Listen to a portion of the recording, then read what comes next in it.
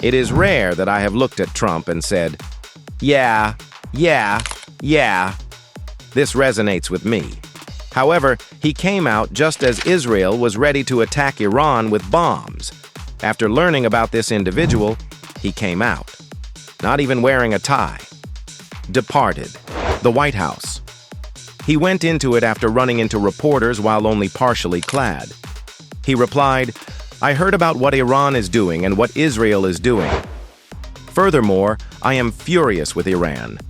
We just had an incredible week in which Trump won victory after victory for the American people.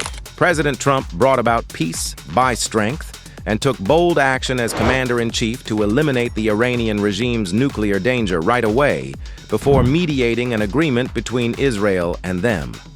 What happens when a political rising star is easily destroyed by Trevor Noah, who stops making jokes? Karoline Leavitt simply walked into an unanticipated verbal maelstrom. Was it a tad or stand-up conversation, or the most elegant takedown in the history of broadcasting? Whatever it was, the internet is in flames, and Karoline's staff is undoubtedly desperately trying to figure out how to bounce back from complete public humiliation. Hold on tight. This one is blazing hot, angry with Israel. I said, "We're going to do peace." And they said, "Peace. Starting." I'm tired of them too. You'd better not do it, Israel. You don't do it.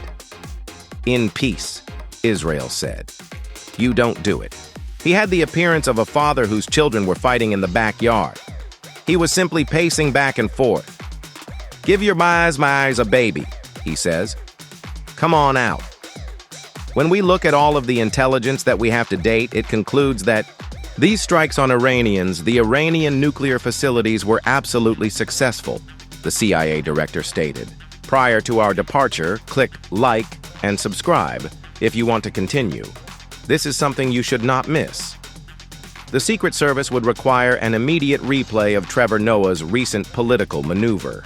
Karoline Leavitt, the GOP's self-described Gen Z firebrand, arrived anticipating a policy discussion. She received a masterclass on how to avoid sounding like a talking point robot with glitches. This is a serious question.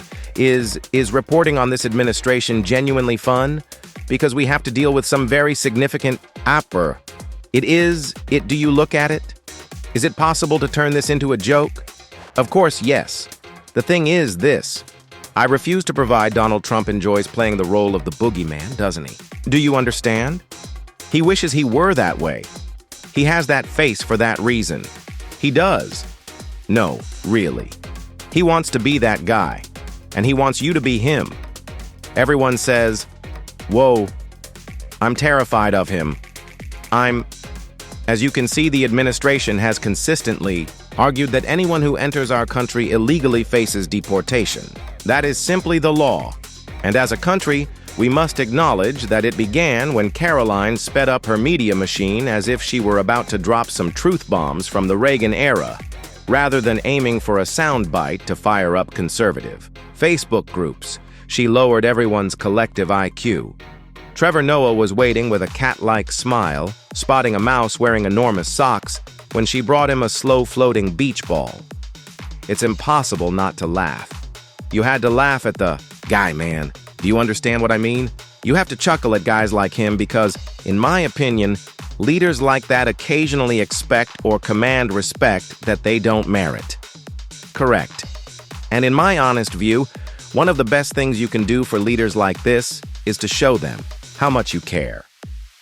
Conflicts between Israel and Iran, Rwanda and the Democratic Republic of the Congo, and Thailand and Cambodia have now been resolved by the President, Egypt and Ethiopia, Serbia and Kosovo, India and Pakistan, and the Republic of the Congo. This indicates that during his 6 months in office, President Trump has mediated, on average, one ceasefire or peace agreement every month.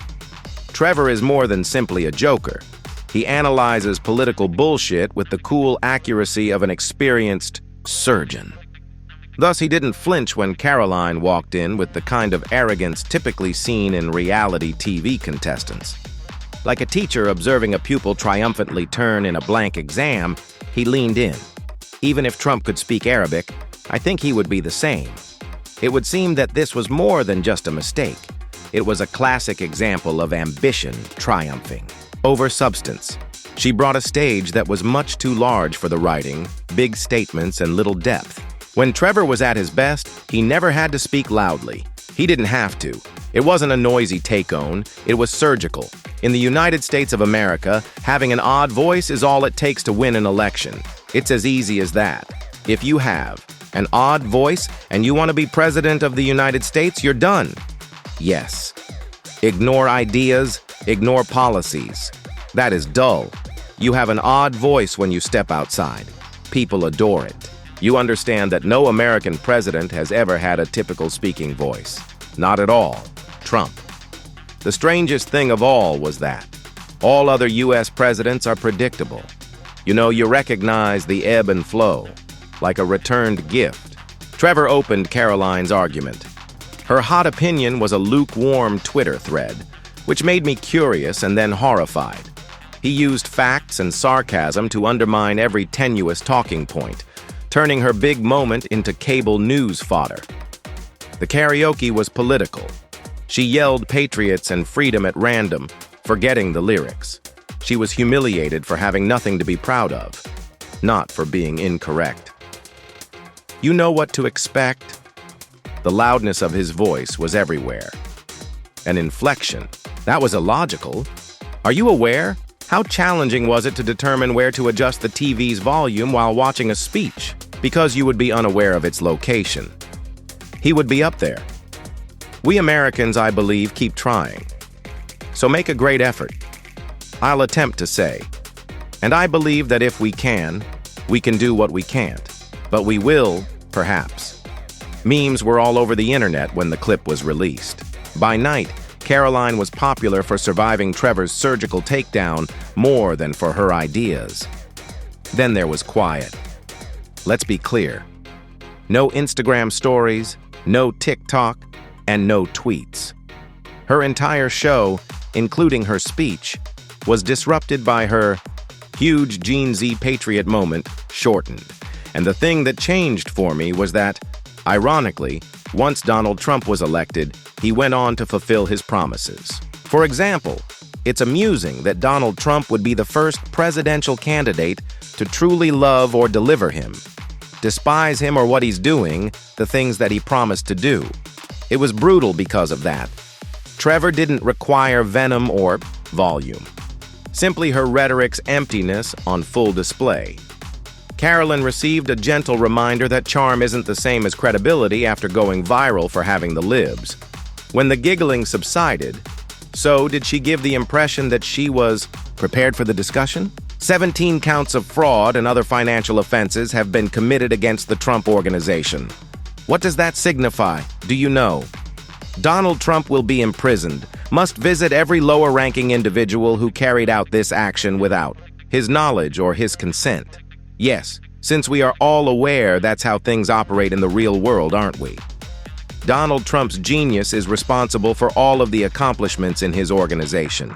He was unaware of all the crimes. Like people, that's right. I can't do anything about it. Irony characterizes Karoline's spiral. Being unflappable but able to fold when caught off guard was the foundation of her brand. She came to argue. Trevor brought flowers to the funeral. An aspirational young Republican who is fact-averse is on one side. A comedian who was adept at exposing hypocrisy, checking in on the other. It was poetic, the equivalent of arm wrestling a balloon. She follows a trend in which politicians prioritize viral videos over policy, acting more like influencers. Trevor revealed everything with composure, accuracy, and a lack of drama. Just a masterful comic style that was both cruel and instructive. Since you mentioned that he is a prosperous businessman, are you aware of if the "let me just get to the main" idea of your question, which you both brought up? Does the president have any intentions to meet with any of the people who work for any of the family enterprises there, or visit any of the locations that will be, unknown to me? I find it absolutely absurd that anyone in this room would even imply that President Trump is acting in any way to further his own interests, advantage. He gave up a life of luxury and a prosperous real estate business to serve the public good twice. This president has truly suffered financial losses as a result of leading the United States. Trevor reminded everyone that wisdom comes from learning the facts, despite Karoline's attempts to sell it to young people. He took a drink of tea, left the MC dropped, and looked through memes. She arrived with talking points, thinking she was impenetrable versus Trevor Noah, like a political rock star meets Instagram influencer. She wasn't. In a demolition derby of genuine ideas, she was merely bumper sticker material. Didn't simply make a joke. He destroyed her picture. He changed her from young and sharp to young and shell in a single slashing stroke. Like a student who believes they are an expert after watching one Prajuru video, they are shocked. Her brand was bold, anti-establishment, and loud and clear. Trevor did more than simply make her appear foolish, though. He gave her a casual appearance. Loud, inaccurate, and a punchline are also game over in politics. She arrived to cause trouble. In the end, she was disturbed. Melania and Donald Trump seem to be disparaging one another whenever they talk. While delivering a speech, they are actually disparaging the spouse. All you need to do each time is pay attention to the underlying meaning of their statements. And she replied, "As First Lady, I believe we need to fight against the cyberbullying. We must put an end to everyone on Twitter who is tweeting negative things. We must ensure that they are unable to continue their actions." Turning on the lights, Donald Trump sat in the living room. "Hello, Melania. On the news, I saw what you said about me. It wasn't pleasant at all." The moment became a meme-fueled demolition derby when the internet jumped in. Conservatives referred to it as bullying by the left. Liberals celebrated it as the pinnacle of Jon Stewart. Elites ridiculed Karoline for being a truth-teller. However, chatting just exacerbates the situation once you're a me. Voiceovers, slow-motion roasts, and duets were all over TikTok. They're all coming up with different methods to slam on her in the moment. On the show, perp? No, we didn't. We never. I don't know, he did mention some negative things about you. I don't stay up to date with it. Yes, I do. I stay up to date. Yes. However, you and him are at odds. You seem to have a genuine thus. This is what I have observed. For example, Trump's level of aggravation with people is closely correlated with their size while he was focusing on the media. Is that logical? I understand. Yes. Thus, Time magazine continues to be the most significant aspect of his existence. Jimmy Kimmel, of course, gets quite upset if he is insulted on Saturday Night Live. He's just like that man because I'm so new to him. Do you understand? He used to really like me, so I have a little extra something with him. I don't know why. Exactly. I also broke his little. The press jumped in. Fox News yelled at a referee while defending her like a coach. MSNBC released its segment titled, "Look How Dumb This Is," and it became a bipartisan roast on social media. Trevor-esque precision rather than cruelty. And that's uncommon in today's politics. The story is now set by comedy, which is better than any press secretary at spotting fakery. His clarity was the most profound in a world full of cacophony. The president is concerned about the lives of Americans. Additionally, as I just stated on TV, you know, the markets are being discussed a lot. The cost of items is a topic that is discussed a lot. Reducing the cost of living in this nation is a top priority for this government. Deregulation and the energy-related measures this president has taken demonstrate that. Additionally, by his dedication to tax reduction. But when it comes to the price of an American life, I believe that for those of us who have children, there just isn't enough money in the world to replace the lives lost as a result of the border problem and illegal drug usage. Additionally, the president is dedicated to making sure that China, Mexico, and Canada recognize that the United States is This is a warning to Karoline and other Genèse politicians. Slogans, volume, and youth are insufficient. You become the laughingstock of the crowd after only one confrontation with someone like Trevor Noah, who is armed with facts, wit, a worldwide audience, and baseless arguments. Trevor did more than simply make fun of her. He revealed a generation that considers substance to be irrelevant. Without it, you're giving comedians content rather than taking the lead. Karoline's downfall resulted from a persona that was constructed like a house of cards rather than from a single incident. All Trevor did was sneeze. It's a big week for Donald Trump's presidency, ladies and gentlemen. Additionally, not just he's approaching his first 100 days in office, but is there an impending shutdown? Indeed. And he played his first 1-800 holes. Regardless, Trump is desperate to satisfy at least one of his supporters. Knowing your lines is essential for political theater to be effective. Karoline didn't, and it became a masterclass thanks to Trevor. He was ready. She put on a show. She put on a show. When she entered, she believed she was the protagonist. He entered, all set to close the scene.